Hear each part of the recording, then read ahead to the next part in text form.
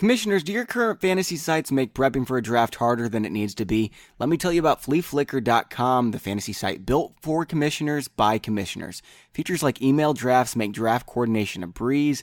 Fleaflicker also offers live drafts, an easy-to-use interface, lightning-fast live scoring, year-round access, powerful commissioner tools, and dynasty features. Brand new taxi squads and mobile apps. If you love customization, there are 125 scoring categories in 12 NFL positions, including punters. And try out the new ESPN League import tool and port over your rosters and history with one easy click. Fleaflicker has partnered with the top names in the industry, including fantasy pros, to provide reliable rankings, news, and projections. Best of all, Fleaflicker is 100% free. Go to fleaflicker.com/pros today. That's FLEA, flickr.com/pros. One more time, fleaflicker.com/pros. All right, let's talk some football.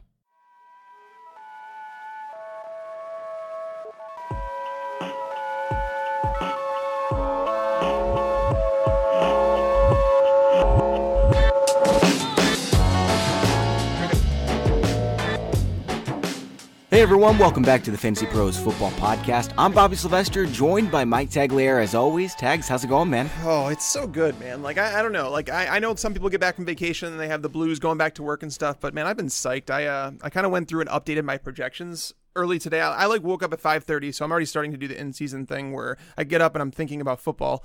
And I got up and adjusted my projections on some players and went through everything, and I'm ready to talk some football, man. I'm just psyched. I made the mistake last night of starting an article right before I called it quits for the day. So like I started this article and I'm sitting there at dinner, like not paying attention to anything, just thinking about my article. I need to learn not to do that. But yeah, I mean, when I'm on vacation, man, like vacation's great and everything. It's a blast. I even like vacation more than my job, which is really saying something, but I'm always really excited to get right back to it because the job is just awesome. No, it is. We have the greatest job in the world, and I'll never ever forget that. And that's why when people, like when I'm posting a new article every day, they're like, "Man, you're a machine." I'm like, I do it because I love it. Like seriously, like even when I'm not working, I'm thinking about work. So, we're fortunate enough to do this, and thank you guys, for listening and supporting us because obviously we wouldn't be here without you. So we always want to be appreciative. And for those of you who don't already, follow me on Twitter at Mike Tagliere NFL and then at Bobby Fantasy Pro. I'm going to be doing a giveaway pretty soon. I am nearing, I think, 25,000 followers, so I wanted to do something cool for you guys, and I think we're going to give away 3 Hall of Fame subscriptions to some listeners. So follow me, and I will be tweeting it out on Twitter relatively soon, so just stay tuned for that. I'm going to unfollow you just so that I can be the 25,000th. Nice. I'm sure some people would do that, but no, it'll be for all followers. It's just there's going to be some things you got to do on there, but we'll figure it out. So I've been getting a lot of tweets about how awesome you are, Tags. And, just basically people recognizing that you know everything about football. So I started a new segment. You don't even know about this. I'm surprising you with it. It's called, Does Tags Know Everything? We're not going to ask him about football. We're going to ask him about real life, super important stuff. And we're going to see if Tags knows everything. Are you ready, Tags? I'm scared. I am legitimately concerned right now. All right. Really important question number 1. We'll get to another one in a future episode. Which state has the highest forest cover rate? So that's if you look at the map, which state has the most forest cover? Who has the most? Not in terms of like overall, but in terms of percentage. Oh man, this and is you tough. Have to get the percentage right on the money, otherwise you lose and don't know everything. I'm trying to think, because this would really. I'm trying to think of a map right now and like where I would go, because I would probably say you don't want to go towards west too much. Wait a minute. Is it California? Like, I actually had a feeling that California was in this because it's such a long state. And even though it's got the big cities. It's percentage. I'm going to go with California because that's where it's either that or like a state that would be near like maybe Alabama or Georgia. That's a really good guess. Alabama and Georgia are right up there. I don't want to embarrass you, but like California is way down the list. Number 1 is Maine with 89% forest cover. Next best, number 2 is all the way down at 77%. You've got New Hampshire, West Virginia, Alabama, Vermont. New York actually has the most overall square miles of forest cover, though. I was really surprised by that. That's crazy. Yeah, apparently I was way off on the California thing. I wasn't leaning towards that, and I started thinking the forest fires out there, and I'm like, well, there is a lot of land in California. Like, there's a lot of desert, too. It's, there's a lot of stuff. I definitely lost Tags does not know everything. Fortunately, he does know everything about football, so we're going to jump right into football. Actually, you know what? I want to remind you all about an awesome giveaway we have going on right now. FantasyPros.com/contest. We're giving away a signed powder blue Keenan Allen jersey. If you subscribe and review us on iTunes, send us a screenshot at contest@fantasypros.com. We'll get you entered into the contest, all future contests too. Again, if you want to check out the jersey, go to fantasypros.com/contest. Details to enter there as well. Yeah, and Keenan Allen, by the way, he's one of the guys that moved up in my rankings today. I went through projections and I was going through the Hunter Henry thing and trying to allocate these targets because the Chargers have not added a tight end. And by the way, I came up with a trade that should be made. You know, Evan Silva brought up Seth DeValve being traded to the Chargers the other day, and I thought that was a good one, but I found a better one. I think Max Williams, you know, the one that everybody expected to break out for the Ravens. They now drafted Hayden Hurst, Mark Andrews. They have Max Williams sitting on the roster, and apparently he's on the roster bubble. How about you trade him to the Chargers? Yeah, I don't know if he would start over Ladarius Green, but I want to see someone with his athleticism get a chance. Like Ricky Seals-Jones, big-time athlete, finally got a chance last year and he shined.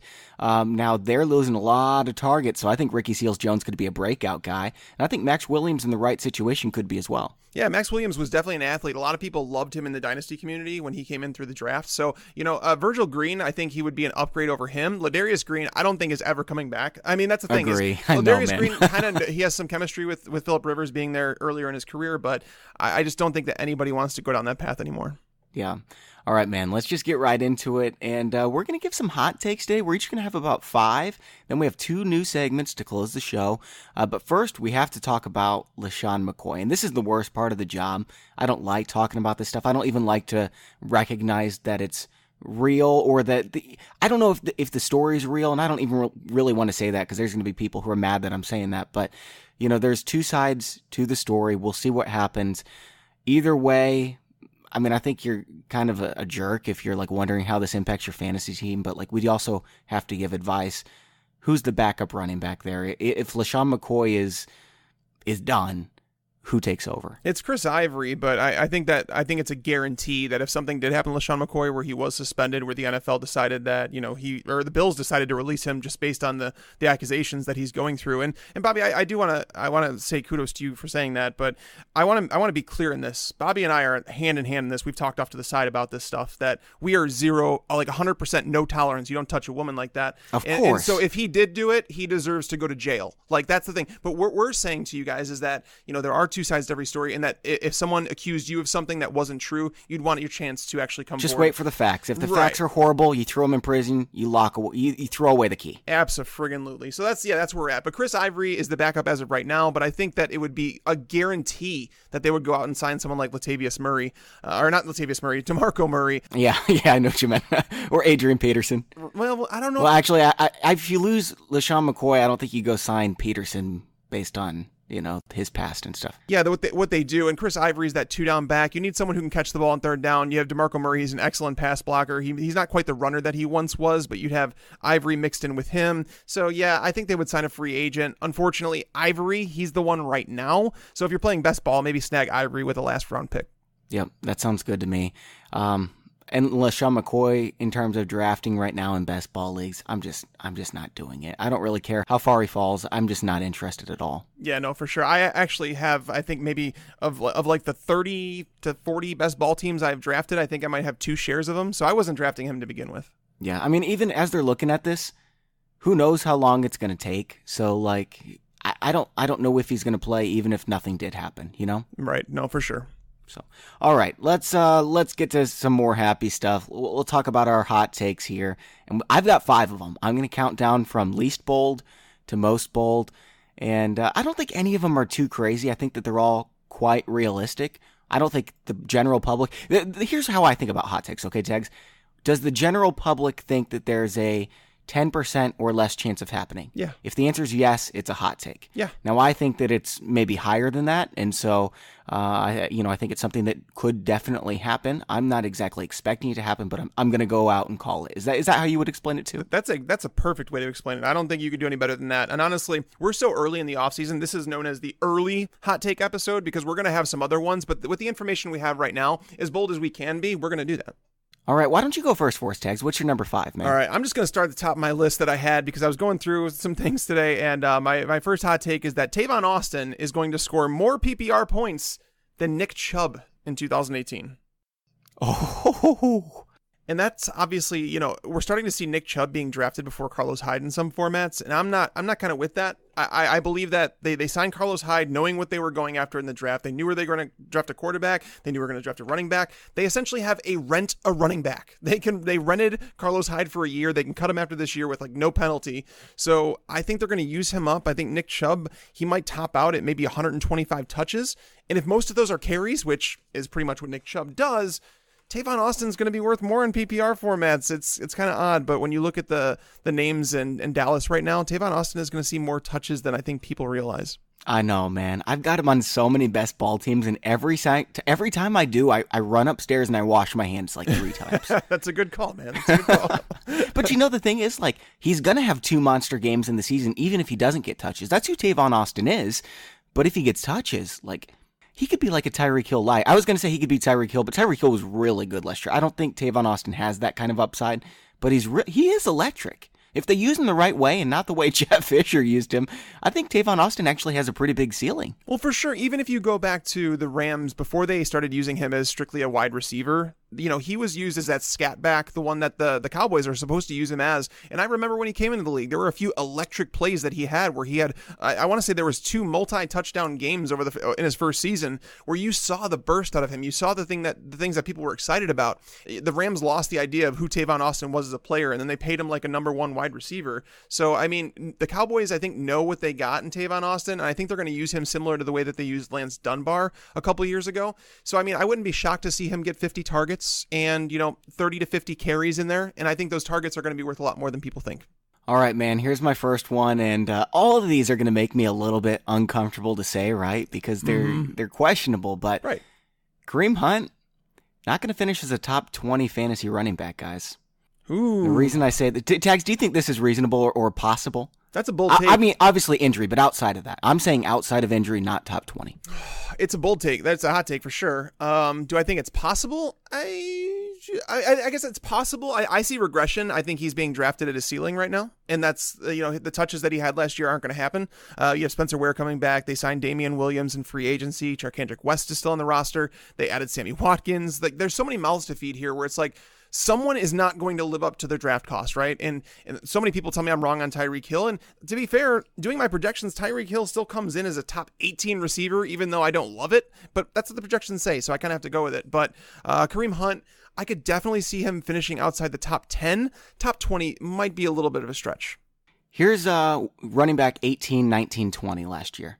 Frank Gore, 261 carries. Marshawn Lynch, 207. Latavius Murray, 216. They all scored touchdowns, right? They all actually caught the ball a little bit, too. You know, Latavius Murray's not very good at catching the ball, but he caught the ball some. Kareem Hunt last year got 91% of the backfield carries. That never happens in an Andy Reid backfield, especially when you've got Spencer Ware joining the fray, right? They had 302 touches from their backfield last year. I'm sorry, carries from their backfield last year. Historically, Andy Reid goes 60, 30, 10. I could see 60-40 here. I could see 65-35 here. Let's just say he gets 60. That's historically what's happened. And Spencer Ware, let's not forget, is every bit as good as Kareem Hunt. He was really freaking good right before the concussion. So if he gets 60% of 302, that puts him below 200 carries, guys. If he doesn't get 200 carries, he's definitely not a lock to be an RB2.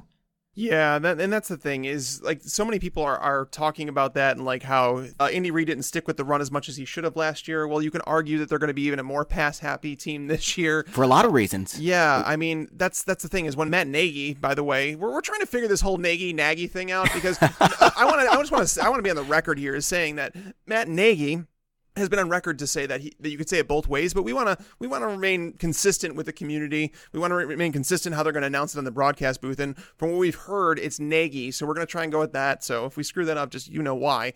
But when Matt Nagy took over calling plays, you started seeing Kareem Hunt used a little more extensively down the stretch, and I think that's when people started to get excited about, you know, his prospects for this year. Nagy's gone. We don't know if that changes if Andy Reid. I would imagine he's going to go back to calling the plays. And as you mentioned, he saw it was 91% of the team's carries.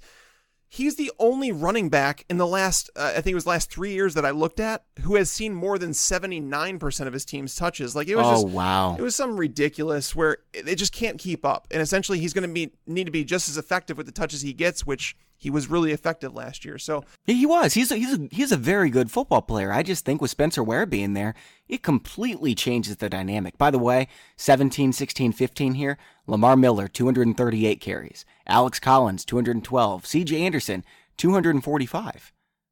So, I mean, if Kareem Hunt doesn't get 200, it's going to be questionable. So I don't know if he's going to score 11 touchdowns again, too. But here's the thing. Andy Reid has coached 18 teams, and this is one of the stats that I have on Andy Reid, and like the fact that he just produces RB1s, RB2s all day long. There's only been 3 seasons in his entire 18 years of coaching where a running back has finished outside the top 20. His lead running back. Wow. Yeah, that's a good stat, man. Yeah, and the last one was 2015. That's obviously when Jamal Charles got hurt, and they were mixing and matching. That was Charkandrick West, Spencer Ware. But then before that, it was 2009 with Philly. So that's the thing, is like when you start going through this stuff and you realize Andy Reid, his running backs are going to be efficient just because that's the way his offense runs. That's why I'm unwilling to move Kareem Hunt down too far. But if you're not expecting some sort of regression in terms of percentage of team touches, you're doing it wrong.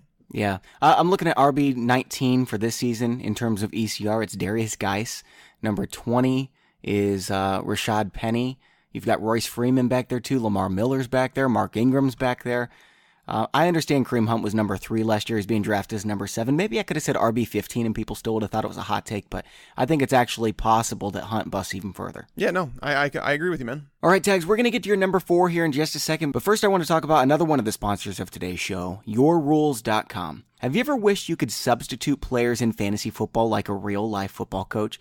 For whatever reason you want, player injury, concussion protocol, player ejected, no performance, whatever it is, now you can do it with Your Rules' new in-game substitution feature. Don't lose your game while the winning combination is on your bench. Have you ever been involved in tight fantasy football game and you're down a few points?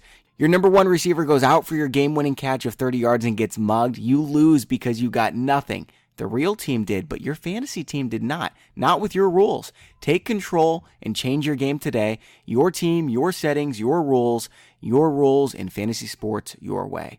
Change your game today. Check out yourrules.com or visit them on Facebook to learn how to play the game by Your Rules. That's www.yourrules.com, YOURULZ. All right, number 4, man. All right, so this one, I have no idea how it's going to be considered a hot take, but it really shouldn't be. But that TJ Yeldon could have flex value every single week without a Leonard Fournette injury. And I think that, you hear a lot of people talking about Giovanni Bernard and how him and Joe Mixon are going to share a workload, and he still has fantasy viability because they still use him in the passing game. Did you know TJ Yeldon had 41 targets last year in 10 games? What? Most people forget that he missed 6 games. TJ Yeldon was dealing with some injuries at the beginning of the season. 41 targets in 10 games. That's a lot. It's over 4 targets per game. I mean, I watched all the games and I didn't realize that. Yeah, and TJ Yeldon, that's the thing. With Chris Ivory gone, Chris Ivory saw 28 targets in 14 games, so he was averaging 2 targets per game. So it's like he leaves, TJ Yeldon steps up into that backup role, so he's automatically going to get some more carries. Leonard Fournette is not known to be the most durable running back. They're going to run the ball a lot with the defense that they have, so Yeldon's going to get at least, let's say 5 carries a game, and he's going to be mixed in the passing game. If he sees 4+ targets per game, he's going to have flex value every single week. And honestly, I was going through the rankings, Bobby, and I want to know why he shouldn't be ranked with guys like Chris Thompson and Giovanni Bernard and guys in those types of roles like a Duke Johnson. Well, Johnson's going to get 70 receptions. I don't think he is, though. I don't think he is with the receiving options they have. I think Jarvis Landry eats up a lot of the role that he's had with the team. So I honestly think that TJ Yeldon should be in the conversation with Duke Johnson and Chris Thompson in the area of that draft. I agree with Chris Thompson. I don't understand drafting Chris Thompson. Yeah, he had a few big games and he scored some touchdowns. He's not going to be a week-to-week guy. I just don't think so. I mean, Alex Smith does throw to the running back and everything. But yeah, Duke Johnson last year, by the way, 74 receptions. He's got 188 in 3 years. That is nuts. That's got to be one of the best 15 players in football, including wide receivers and tight ends. Yeah, for sure. When you first said this, I was ready to disagree with you. I was like, dude, Corey Grant is on their team. Do you remember him? He's electric. And then I looked. He had 4 targets last year, man. That's it. That's it. So there's a lot of people on that sleeper train, and I think he could walk into that Yeldon role where he's like, if something happens to Fournette, I think we could see a Yeldon Grant timeshare with Yeldon leading the mix.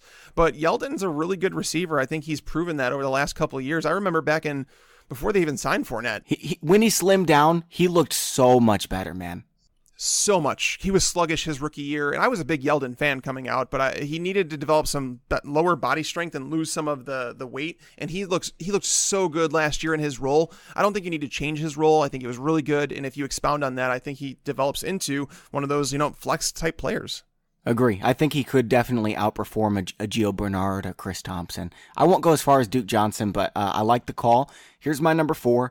It's that Mike Williams is going to be a top 30 fantasy wide receiver. And, a lot of people, I think actually people could see this, but where he's being drafted right now, I mean, what is he, wide receiver 60? He's being drafted at 161 overall.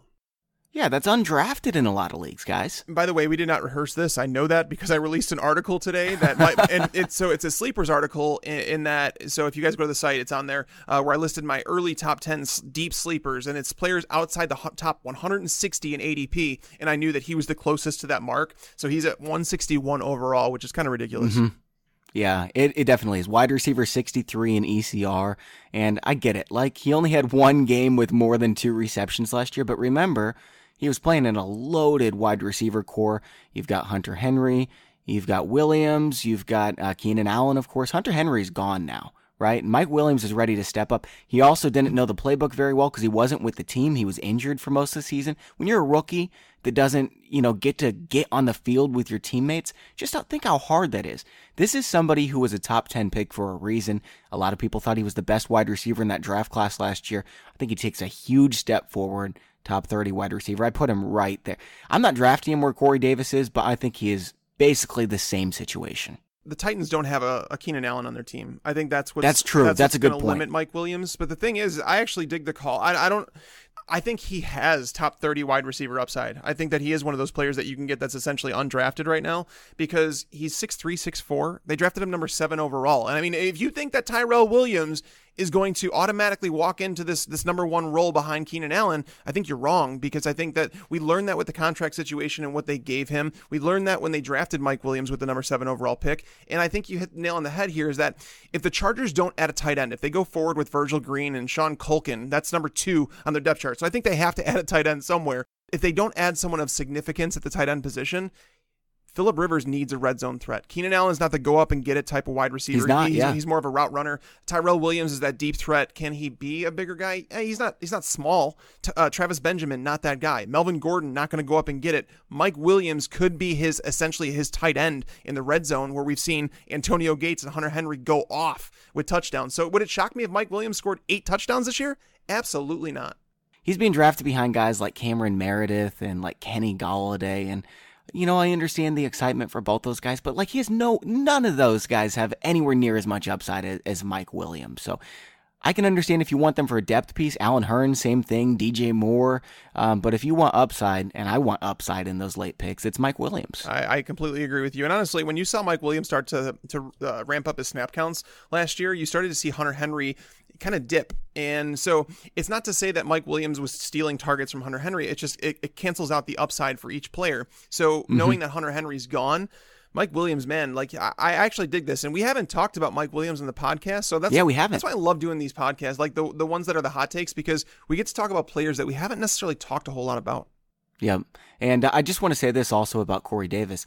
Yeah, he doesn't have a Keenan Allen, but he does have Rashard Matthews, who's been very efficient. Every season, he's better than everyone expects. He's like the most underrated player in fantasy football history, probably. He's also got Delaney Walker, Deion Lewis, so there's targets that are going to be split up all kinds of ways there, too. It's just, Keenan Allen was an absolute monster. I mean, Antonio Brown, if Antonio Brown didn't have the best stretch of 4 or 5 games, probably in NFL history for a receiver, everyone would be talking about Keenan Allen as like, can you believe what he did to close the season? Because he was phenomenal. Yeah, Keenan Allen, and that's the thing that most people don't realize, is that he was considered somewhat of a bust over the first 9 games of the season, and a lot of people were kind of holding out hope, knowing that he'd turn into a player, and he turned it on after that. Like, there was just like a point in the offense where it was like, oh, okay, this is how we're supposed to use Keenan Allen.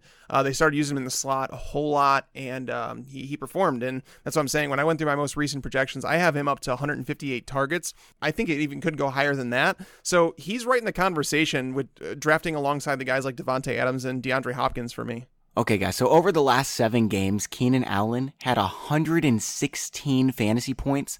The next best besides Antonio Brown was 86. 30 more points, 4 points per game better than Julio Jones, better than DeAndre Hopkins, all those guys. He was on fire. He went absolute nuts. And in PPR, it was even more exaggerated. In those 7 games, 174 points. Next best was Julio Jones with 125. So 50 points better. That's insane. And that, by the way, I also pulled up the stats from the first 9 games. He was the number 30 wide receiver, right in between Demaryius Thomas and Jermaine Kearse. So if you traded for Keenan Allen around week 10, like, congratulations. Yeah, I don't know if anyone did, because we were all just like, yeah, I think you could maybe drop him, because he has been, not really, but we were all down on him. I was so hyped about Keenan Allen, I ranked him so much higher than everybody else. I was the second highest expert on him last year, and at one point I was just like, well, that one sucked, and it turned out really good. Yeah, no, for sure. All right, number 3 for you, Tags. All right, my number 3 is that Sterling Shepard is also an every week fantasy starter, even without an Odell Beckham injury. Do you love Eli Manning this year? Because that's what makes me nervous. I don't necessarily love Eli, because when I kind of go through my things, like, he's right around that QB 20 range. So it's not like I'm over in love with him.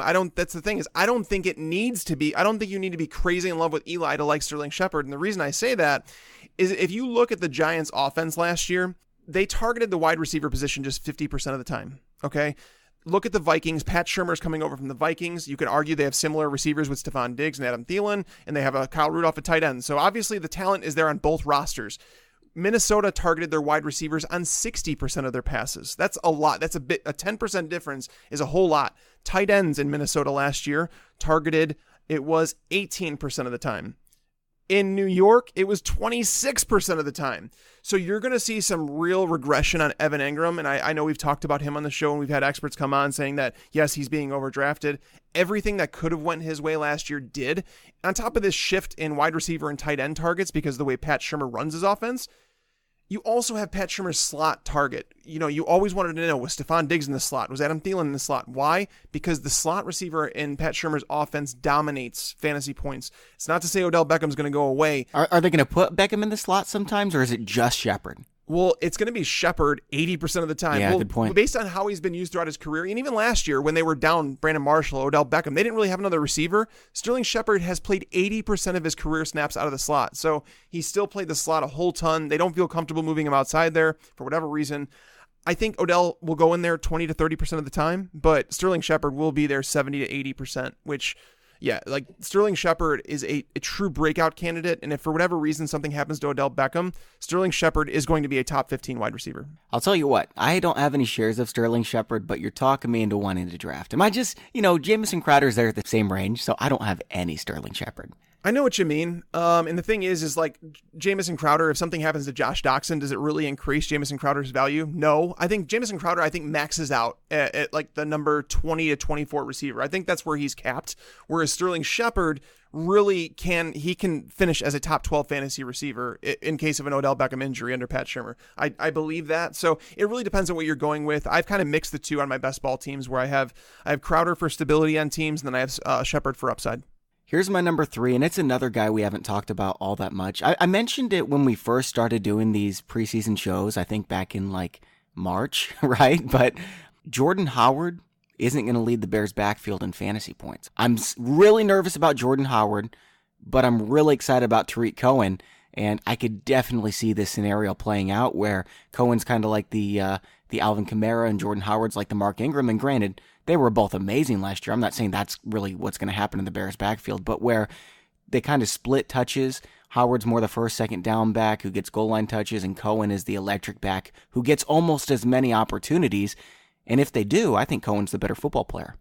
This is not a crazy hot take, but it is one because, like you said, 10% or less of people would agree. I would argue it's like 2% that would say Tariq Cohen. Exactly. Yeah. So it definitely is a hot take, but I don't think it's that far out of line because, like, think about it. Everybody wants to talk about Andy Reid's offense and how Matt Nagy came over from there and how he's got a one-back system. Well, what about Doug Peterson? Doug Peterson came from the same exact system, and you've seen how he runs his offense. Yeah. You've seen how Frank Reich is building what he's doing in Indianapolis, where it's like a timeshare.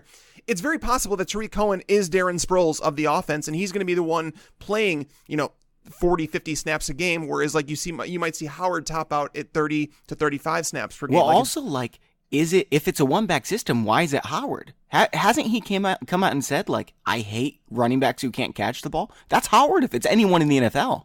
Howard, and that's not over-exaggerated, by the way, is like a lot of times people will say running backs, like Leonard Fournette. I think it was overblown. I think he can catch the ball to the backfield. He's not like, David Johnson. He doesn't have hands like Todd Gurley, but he's competent, right? Jordan Howard is not. he's really not. And a friend of the show, JJ Zachariason, did an article not too long ago talking about how do we identify these running backs that come out of nowhere and finish as top 15 running backs? And essentially you want to find the running backs who are going to be pass catchers. The only way that they're going to get up there is if they're catching passes out of the backfield. So Tariq Cohen, part of a new, highly revved up offense. It's possible that he turns into Deion Lewis. You know what I mean? Like he's a smaller guy where people don't want to believe he can carry the load. I don't think he's that guy. I still think he's like a 5 to 8 carry, but he should be targeted at least 5-6 times a game. I think he's more that type player, but it's not to say it's out of the realm of possibilities. Yeah. I remember people thinking the same thing about Kareem Hunt when he took over last year. And granted, Kareem Hunt is quite a bit bigger than Cohen. Yeah. With that said, I think that Cohen can handle 10, 12 touches per game, and he's going to take one of those to the house because they call him the human joystick for a reason. He is kind of ridiculous when it comes to that stuff. His balance is really good. He's that low center of gravity. Like I said, he could be a Darren Sproles type player. And if you guys remember, Darren Sproles, while he was in New Orleans under Sean Payton, even in Philly under Doug Peterson the first year, like before he got hurt, he was top 30 every time. So I'm saying Darren Sproles was a very usable fantasy running back, especially in PPR format. So don't sleep on Tariq Cohen. Yeah. All right. Number 2 for you, Tags. LeGarrette Blount gets cut. Okay. That's my hot take. I say this because, when I'm looking at the roster at Detroit, it's like it's either him or Amir Abdullah is going to get cut. Man, I hope it's Abdullah because I want to see him get a chance somewhere. I agree. I 100% agree. I would love to see him go elsewhere. He's the Alex Collins of this year if he gets cut, maybe? It's possible. But I think LeGarrette Blount's the one who gets cut. And the reason I say that is because he doesn't catch passes. And I know that they tried to talk this up. And I know that, you have the new coach there coming over, Matt Patricia coming from the Patriots, and he has LeGarrette Blount in his background. But the thing is, the offense didn't change. It's still Jim Bob Cooter's offense. Like, the reason he didn't fire Jim Bob Cooter is because he's not an offensive-minded coach. He's the defense. So he's letting Jim Bob Cooter, he's going to have some input for sure. But I think Cooter, if you look at all the running backs that have been using that system, who are the ones that don't see the field a whole lot? Zach Zenner didn't. Dwayne Washington didn't. Why didn't they? Because they don't catch the ball very well out of the backfield. And I would argue that both those running backs are better than LeGarrette Blount catching the ball out of the backfield. When he's on the field, it is such a predictable offense, and it turns into a plotting offense. And that's not, the Lions don't have the defense for that. They don't have the offense that's built for that. They're built to go spread. And that's why they drafted Kerryon Johnson. So I think LeGarrette Blount is a cut. I think that's actually true. I think that will happen. Yeah, that'll surprise some people, though, for sure. Mm-hmm. All right, my number 2, Eric Ebron is going to outscore Jimmy Graham. And I know, Tags, you're with me on Jimmy Graham not being very exciting because, Aaron Rodgers doesn't pass to tight ends. Jimmy Graham got so many opportunities last year that has to go back in the red zone. Never had over 70 yards in a game. I just don't think Jimmy Graham is very good at this point in his career. But I still don't have him outside the top 10. I just really am a big believer in Eric Ebron this year. And I started to flirt with the idea about 2 months ago, and I felt pretty embarrassed about it. Like, there's no chance. Like, he got cut from his team. He's the second tight end here. But the more I look at him, the more I love him. He was a top 10 tight end in the second half last year.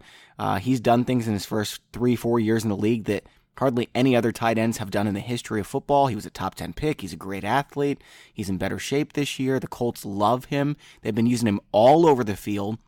I think there's a real chance he's the number 2 wide receiver for the Colts. Technically, he's still a tight end, but they use him kind of like a wide receiver. And I think Eric Ebron can handle it in an Andrew Luck offense. Yeah, that's going to score Jimmy Graham if it happens.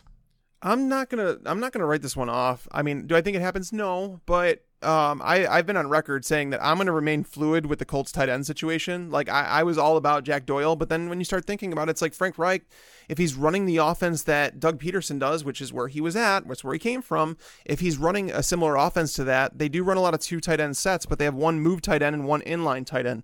The one who makes sense is Jack Doyle in line because he's a better blocker. Eric Ebron is essentially a wide receiver like a Trey Burton or a Travis Kelce. I mean, Kelsey's become a lot better blocker as he's gone through the league, but Ebron is more of a receiver, and that's why I'm remaining open to the suggestion that he could lead this team in tight end points. So it's something I'm going to watch in the preseason. I want to see how they move them around the formation. I want to see if there's any chemistry with Andrew Luck, because you do have to remember it's a new team. Developing chemistry with a quarterback does matter. So, and then Jimmy Graham, I've been saying it, man. I think that we talk about tight ends, they could play till they're later. We've seen Tony Gonzalez, we saw Antonio Gates, and we see these guys, Jason Witten, play until they're, 36 to 38 years old. And we want to assume that that's what tight ends can play to. Did any of them almost lose their shoulder? Well, not just that, their knee. Like Jimmy Graham almost lost his knee. Like legitimately, He came back from an injury that he wasn't supposed to. Like nobody expected him. He was undrafted when he came back from that injury because nobody wanted to take a chance on him. But Graham is a 32-year-old guy who is built like Calvin Johnson. So Calvin Johnson walked away from the game before, like younger than Jimmy Graham is right now. And Calvin said his body just started to break down. And that's why he walked away.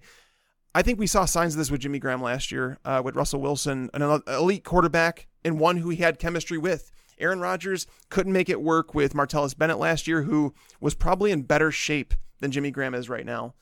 He was the number 2 fantasy tight end, 2-3 years ago? He was with the Patriots and Tom Brady. That's what I'm saying. It's just that Aaron Rodgers is such a timing quarterback. He's a precision quarterback. He needs to trust his receivers. And Jimmy Graham's always been like a, hey, throw it up and let me go get it type of a player.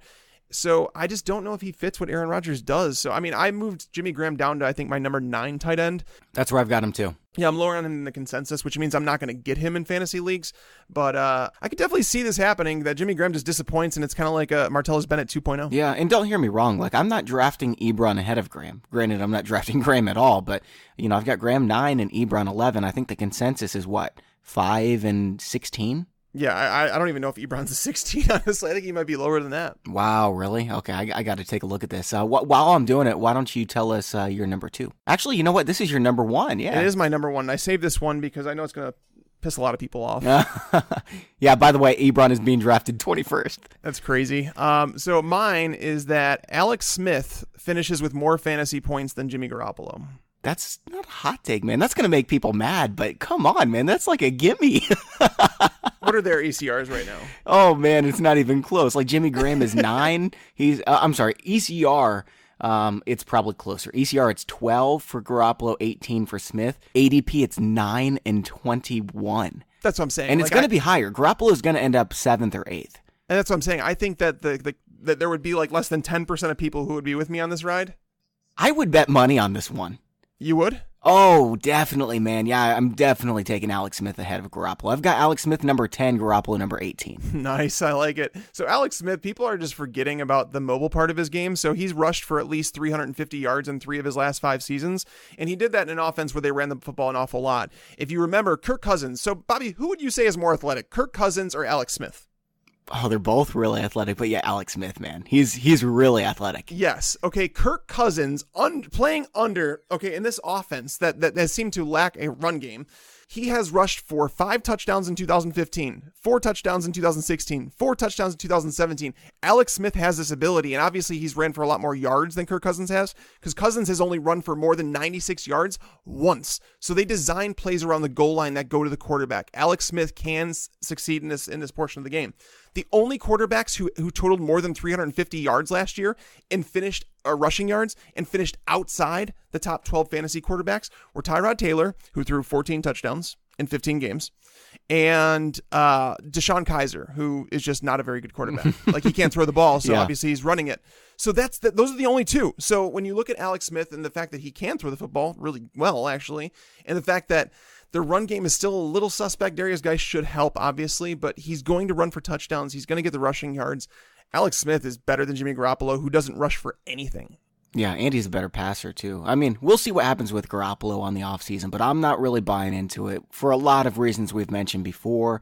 The wide receiver core is not great. He's a statue, so he doesn't run the ball all that well. He wasn't that great last season, and he had a super easy schedule in those 5 games. So just how unmobile is Jimmy Garoppolo? Here's a fun fact for you. Him and Carson Palmer played almost the same amount of games. Carson Palmer played 1 more game. Carson Palmer had 1 more rushing yard than Jimmy Garoppolo. 12-11. No way. Oh, man. Wow, that's incredible. I love Jimmy G. I hope he keeps winning, even though I'm not a 49ers fan or anything like that, but he's just a fun player. And, he's a winner, but he's not a great fantasy football player. I don't think that he will be. Yeah, I think he's going to be a competent player. I think you're going to end up talking about Jimmy G in the conversation with guys like Phillip Rivers. Yeah, he's a week-to-week streamer. Yeah, right outside that, 10 to 15 range. That's where I think Garoppolo kind of belongs. Like I said, it's just that area where the guys who don't rush for very much. You're talking about, like I said, the Phillip Rivers. You're talking about Matt Ryan. Like, that's the territory that Jimmy Garoppolo belongs in. Whereas Alex Smith, I think, is just a step ahead of those guys because of what he does with his rushing the ball. So, yeah, I'm with Alex Smith here. All right. I saved my last one. It's a quarterback as well. And this is also going to ruffle some feathers. I've already had a bunch of people saying, like, man, Bobby just hates the Rams so much. That's true. I do. I'm not biased against the Rams. I liked Todd Gurley last year. I remember us laughing so hard about it because it was like one of those things where I just talked myself into liking Todd Gurley. I remember saying, who has the highest floor and who has the highest upside of these group of 3? And it was Todd Gurley for both of them. So I was like, I got to draft him. And I did. And it worked. I love Todd Gurley. The Rams are a really fun football team. I'm mad about what they did to St. Louis. That has nothing to do with my fantasy analysis. I'm not doing anything like that. Jared Goff is just really not very good. He wasn't very good last season. And he's going to go backwards too, because of, the touchdown rate. It's going to regress. Those long touchdowns that he seemed to have every single game where it was like Todd Gurley catches it 2 yards past the line of scrimmage. He breaks a ton of tackles and goes and takes it 70 yards to the house. So here's my prediction. Jameis Winston in 13 games will outscore Jared Goff in 16 games this year. Now, let me give you the numbers behind it before you even respond, okay? All right. So last year, if you take every game Jameis Winston was healthy, and you extrapolate that out to 16 games, how many points he scored? Oh, he was the second highest scoring fantasy. Yeah, a ton. So if you take that back to 13, he would have scored more than Jared Goff last season. And I just said Jared Goff is due for regression, right? Yeah, and I want to step in for a second because I know that some listeners are going to say, Bobby, no. Of course, yeah, they're going to be mad. So I'm going to say that Jared Goff was really good last year. Like, he did play well. His 8 yards per attempt. He was good at his job. He wasn't great for fantasy. He wasn't a top 12 quarterback. Well, you said Jared Goff's not a very good quarterback, and you're like, he didn't play very well in 2017. I'm like, yeah, he did. He had a 4-to-1 touchdown interception ratio at 8 yards per attempt. Agree. Okay, yeah, I agree with that. He was very efficient last year. Like, he played extremely well. Now, Bobby, do I agree with you in that Jared Goff isn't a top 10 NFL quarterback, like from a talent standpoint? Yes, I agree with you. And fantasy-wise, he's not a top 12 guy. He wasn't last year, and he played out of his mind. Yeah, he's like 17 or 18 in my rankings right now. Yeah, okay. And he's being drafted at quarterback 13, which is where he finished last year. So I don't know if you're banking on, another 6.5 touchdown rate or whatever it was, and all those long touchdowns, but I'm not, and I'm a huge believer in Jameis Winston. I don't know if you need to draft him because he's out for the first, 4 out of 6 weeks, but when he comes back, Jameis Winston is the man. I'm interested to see the responses to this one, just because I think it could be closer than people think, for sure. Yeah, Jared Goff last year, 255 points, and Jameis Winston, when he was healthy, averaged 20 points per game. So 13 times 20, 260 more than Jared Goff had last year. So don't know what to tell you if you're mad about that. That's what happened. Yeah. So, all right. Let's move on over to the next segment. And, we don't really know what to call this one, what we're going to do basically. And we want your opinion. Like, if you have a good name for the segment, awesome. Let's get it out there. Let's hear from our listeners at Mike Tagliere NFL, at Bobby Fantasy Pro. What we're going to do is we're going to pick one player who is just driving us crazy. There are so many cons. There are so many pros. We don't know which way to go with him. So the first player here we're going to talk about tags is Greg Olson. Yes, and I just want it known that I already have a name for the segment, but I was told that it's not good.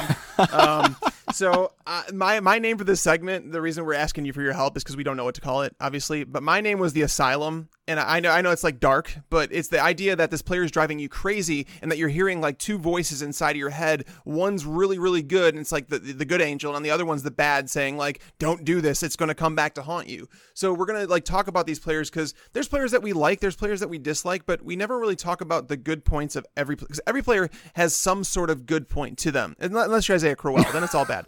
But so Greg Olson's an interesting one because there's so much here, and like I got in a conversation with a friend the other day, and he started talking about, he's like, well, what's the risk with Olson? You know, are people still scared that he's going to retire? And I said, well, he wasn't good last year. Did you look at his game log? That's the thing. He was not good even before the injury happened. And then he came back. He had one big game. He still wasn't good, right? But here's the thing. Could it be his age catching up with him? What could it be? The problem, I'm going to start with the cons, Bobby. The cons is that we've never seen Greg Olson succeed in an offense that has Christian McCaffrey in it. And Christian McCaffrey, the reason it's such a big deal is because Cam Newton over his career never, ever, ever targeted the running back position. Like I'm serious when I say this. Like that was my concern about McCaffrey coming into the league, because here, I'm going to give you the 4 totals prior to last year of how much Cam Newton targeted running backs. 71 times, 50 times, 37 times, 63. And then last year, it jumped to 135 times. Oh, man. And tight end, the 3 years prior, Greg Olson and the tight end saw 140 plus targets. Last year, that went down to 90. So it's like, we have to figure out, should he still be considered a quote unquote safe tight end? My answer would be, he's not as safe as people think. And you add DJ Moore to the mix, a receiver that so many people believe in. Curtis Samuel's coming back too. We have to stick with the negatives right now. So do you have any other negatives that you feel about Greg Olson? Yeah, look at the game log, man. 10 yards, 27 yards, 0 yards, 10, 10, 18, 116, right? I mean, he had the one really good game. Besides that, he just killed you every single week. You were pulling your hair out. And we could even argue, if you go back to 2016, yes, Greg Olson did finish as he finished as the tight end 2 that year. But if you look down the stretch, he started to slowly trend downward, like starting in week 10, 39 yards, no touchdown, 33 yards, no touchdown, 45 yards, no touchdown, 30 yards, no touchdown. There was another game in there, 22 yards, no touchdown. So we started to see Cam Newton go more towards like the wide receivers. And now that you have DJ Moore, now that you have Devin Funchess, who are, they're a competent 1-2 punch. Now that you have Christian McCaffrey, CJ Anderson's a better pass catcher than Jonathan Stewart was. Like Curtis Samuel, you mentioned returning. They drafted him with high equity, just last year. So it's like you look at all this stuff and it's like these are negative things against Greg Olson, who's widely considered like one of the safest bets at tight end. And I have just been completely ignoring Greg Olson's existence because I don't want to deal with this. Like, I don't know what to do with him. Let's talk about the pros. The pros is that he's Greg Olson. He's finished as a top 10 tight end like forever. Ever since he's gone to Carolina, he's got chemistry with Cam Newton. DJ Moore, he's new to the offense. It's going to take some time for him to come on. Usually rookie wide receivers disappoint. He's not a possession style wide receiver, so he might not see more than 70, 80 targets. Christian McCaffrey, maybe the reason Christian McCaffrey was used so much in the passing game last year was because Greg Olson was hurt. We did see those target numbers boost up when Greg Olson was out of the lineup. So those are pros. Another pro with him is that Norv Turner is coming to be the coordinator for the offense. And we know that Norv Turner has traditionally done pretty well. This is even harder now. Come on, man. Don't make it harder on me, Tags. That's what I'm saying. It's just like, I understand the pros with Greg Olson. He's a crazy athlete. He's not one that's going to be kept in a block too much. He's essentially a big wide receiver, but he is getting up there in age. I mean, there's pros and cons to him, and that's what's driving us nuts about him. But again, this all comes back to just there being more risk than I think people want to admit. Yeah, and you look at what Greg Olson has done since Cam Newton came onto the scene, right? 1,000 yards, 1,100 yards, 1,000 yards, and then last year. But he was so good, 123 targets, 124 targets, 129 targets. They love this guy. He was awesome, man. He was so good for so long. And then what he did to close the season in the playoffs. What did he have, 120 yards in that playoff game? Man, do you remember Cam Newton coming out in his first game ever and everyone thought he's only a running quarterback and he threw for 450 yards? That was so funny, man. I remember that because one of the guys in my home league, my father-in-law actually drafted Cam Newton with his last pick because we joked and told him he should do it. Yeah, my brother-in-law did too. When he started him that week, I was like, dude, you've got to be kidding me. And then he went off and did that. Yeah, he was the one laughing at us. He Yeah. was just like, you guys told me to draft him. And we're like, damn it. All right, here's what Greg Olson did in the last week in the playoffs. 12 targets, 8 receptions, 107 yards, and a touchdown against New Orleans. Man, New Orleans actually had a pretty good defense last year. So that makes me think, like, okay, maybe he was finally right.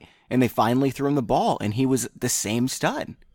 Yeah, no, and that's the thing is, like, while talking about the playoff thing, there was, so in Carolina, every single year up until last year, his target count had gone up every single year. And I think it's because, you start to see that chemistry with Cam Newton coming around. Another issue with him is that he's not going to score a whole lot of touchdowns because, when they get in the goal line, they have McCaffrey there, they have CJ Anderson, they have Cam Newton, the biggest goal line back in the game. So that's why you've never seen Greg Olson score more than 7 touchdowns. And honestly, in the last 2 years, you've only seen him score 4 touchdowns combined. So again, we want to bring attention to you guys. There's pros and cons to these players, and I think anybody can talk to you about the pros, but we want to also bring you the negatives as to why maybe you should consider holding off. And I think that's what we've talked about in the show is that if we don't get Gronk or Kelsey or Ertz, it's probably best to wait and then snag one of like Jordan Reed or Trey Burton. Yeah, or Kyle Rudolph or Delaney Walker are the 2 I prefer. I like Trey Burton as well, but one other pro I wanted to add is that Kelvin Benjamin's gone now. So who's their red zone target? It's Greg Olson. Yeah, you could argue that he's probably a better red zone target than Devin Funchess, even though Funchess he's a really big body. I think that they both can be, but again, they just don't throw too much in the red zone. That's the concern. That's a good point. Okay, let's do one more player tags, and it's a running back that we really have not talked about at all. It's Alex Collins, man. He went from being cut to being really good last year.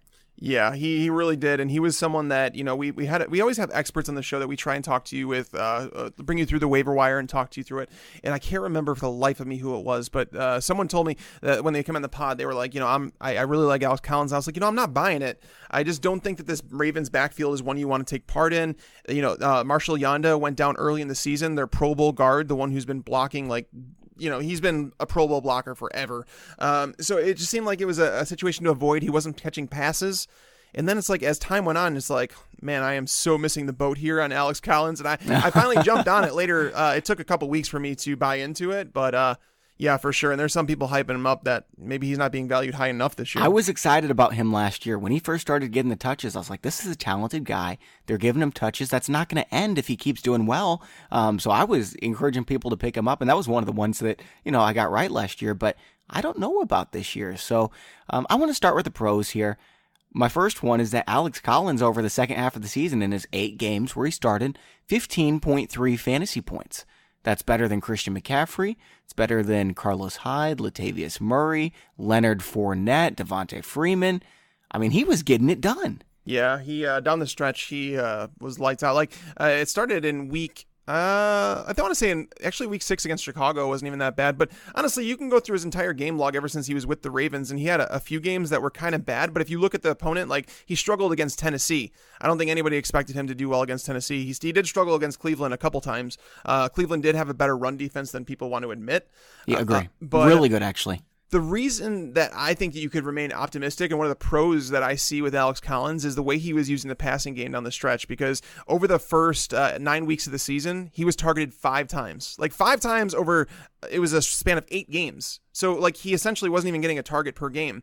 But then, once they had their bye in week 10, and that's really telling, because after the bye, it's like they regrouped and it's like, okay, let's look and see how we can improve our team.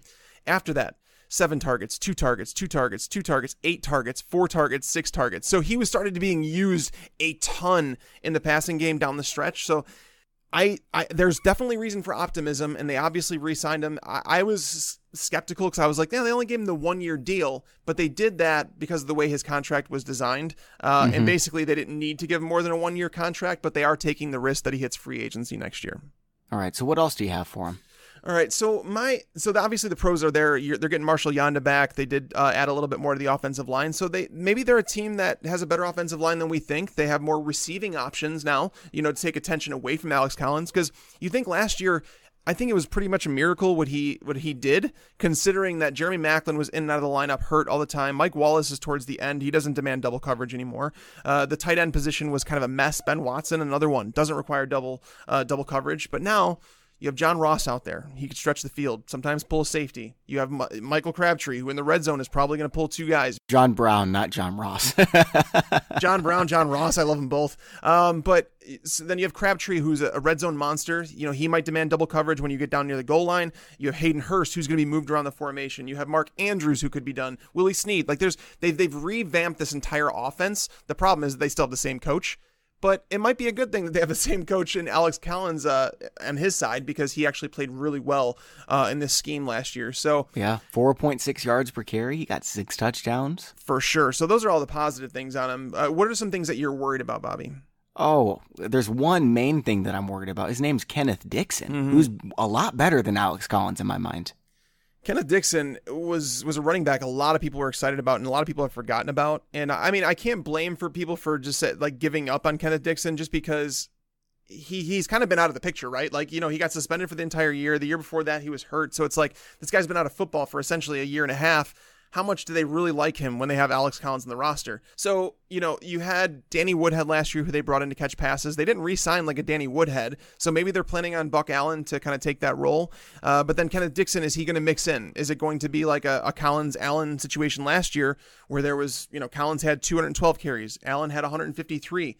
I'm not even convinced Collins is going to win the job. If they get out there and Kenneth Dixon is the man and Alex Collins is still just, he's a pretty good football player, Who's gonna start for them? I think it's gonna be Kenneth Dixon. I think Dixon's got to earn his stripes again, because the thing is Harbaugh went to bat for him. Like before last preseason, he was banging the drum. So many people were on Woodhead, but he kept saying, he's like, no, Kenneth Dixon's our starting running back, and he's gonna be really good. Don't worry about the injuries last year. He was like a battering ram when he came into the league. Like he broke so many tackles, and he's built.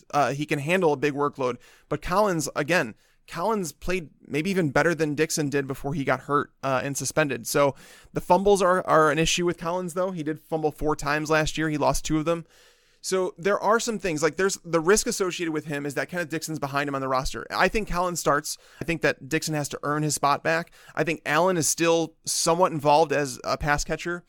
But here's the thing. If Collins struggles, if Collins fumbles a couple times, he can lose that job, which is going to present some more risk than you would essentially like to have because Collins right now, I think, what do you have to draft him in the 4th round, I think? Yeah, and he fumbled 4 times last year, 2 times in the first 3 games. So I actually remember us talking about it. Like, he's not going to hang on to this job if he keeps fumbling, and that's part of the reason Pete Carroll got rid of him. Yeah, so I mean, that's the thing is like there's definitely some risk built in with him. The fact that Baltimore is just not a very good offense, that's another risk that you have with Alex Collins, because the Ravens traditionally have been a defensive team, and their defense is still pretty legit. Their secondary got even better this offseason. They're going to get some cornerback help back this year. They had some injuries last year. I just don't think this is a team that you can bank on to finish like as a top 15 scoring offense. And that's always a problem when it comes to running backs, because you're going to rely on those touchdowns, especially when you have 2 other running backs that you're somewhat sharing a load with. Because I don't think Buck Allen goes away. His 60 targets that he got last year, I don't think that goes away. So there's definitely some downside to Alex Collins. One other con that I have for Alex Collins is that Joe Flacco was playing with a hurt back last year, and so he didn't throw the ball as much as usual. They want to throw the ball 600 times with Joe Flacco again. And actually, if you take out those first 2 weeks when he was playing hurt and barely threw the ball at all, if you take those final 14 weeks and spread it out to 16 games, threw the ball 600 times again for back-to-back seasons. So I think they throw the ball even more this year. I think that cuts into Alex Collins too. Yeah, Baltimore, that's a good point, actually. It's one of the things that really severely dipped for them last year. Like, so going from 2016 to 2017, same coordinator, 678 pass attempts in 2016, down to 565 last year. What did they do? They revamped the passing course. So maybe they want to get back to a little bit more passing. Maybe their rushing attempts went from 327 to 419. So again, there's definitely reasons for optimism with the way that Collins played on such a bad team last year, but there is cause for concern. What happens if Lamar Jackson takes over? Does that boost Alex Collins? Abso-friggin-lutely. Like, big time. I will be drafting him if we start hearing noise about that. But that's the thing. The reason that I'm not factoring that in is because so many people are telling me that Lamar Jackson, he could steal the job.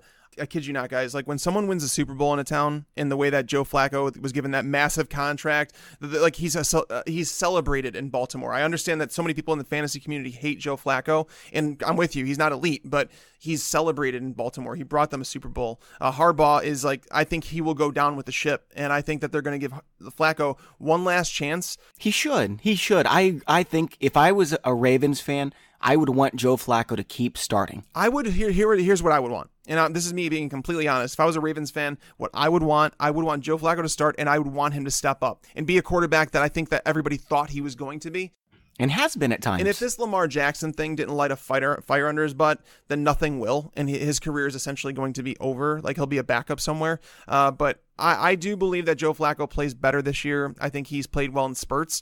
But it does hurt that the fact the offense, Marty Morningwig, I'm just not a fan as a play caller, which is another one of my issues. So even though they surrounded with a whole bunch of weapons, I just don't think that he's necessarily a great play caller. And I don't think that he took advantage of Joe Flacco's strengths like he should have last year. Let's close this out with stat of the day, and you've got it for us today. Yeah, we're going to do this every single show. That's what I was told. So we're going to try and give you guys a nugget at the end of every show where you guys can walk away with some piece of advice that has you thinking, that maybe when you go to do your rankings or you go to look at what player you're going to draft, you're going to think about these things, right? So my stat of the day for you, the average NFL target is worth 1.03 standard fantasy points and 1.62 PPR points. So that's not the stat that you need to know, but the stat you need to know is this: targets while playing in the slot are worth 1.12 standard fantasy points and 1.79 PPR points. So that compared 1.12, 0.97 on the perimeter, 1.52 PPR points in the perimeter. So you're talking about a 15 to 20% increase in fantasy production per target when you play out of the slot. Which is, so when we talk about Sterling Shepard, when we talk about guys like Adam Thielen last year, Stephon Diggs, is he going to play the slot more? Sammy Watkins with the Chiefs this year, they're talking about moving him into the slot more. These are massive things to pay attention to, because when a wide receiver goes and plays in the slot, his fantasy production is going to increase because he's matched up with nickel cornerbacks, guys that basically don't come on the field until they go 3 cornerbacks deep. And this is why so many people overlook Dez Bryant being done and not. The Cowboys never moved him into the slot. Like, he played there almost never. So he was playing on the perimeter all the time against these top tier cornerbacks. You move your best receivers in the slot, they get mismatches, and they produce more. All right, that's all for today's show. Thanks again to the sponsors of today's show, yourrules.com. That's YOURULZ. Play the game your way. They've got some really cool customizable features. And Fleaflicker.com/pros. They've also got some really cool customizable features, over 125 scoring options. Also, don't forget about the Keenan Allen signed powder blue jersey giveaway. Go to fantasypros.com/contest to enter for free. For Mike Tagliere, I'm Bobby Sylvester. Thanks for listening and enjoy your football. I just wanted you to watch me dissolve.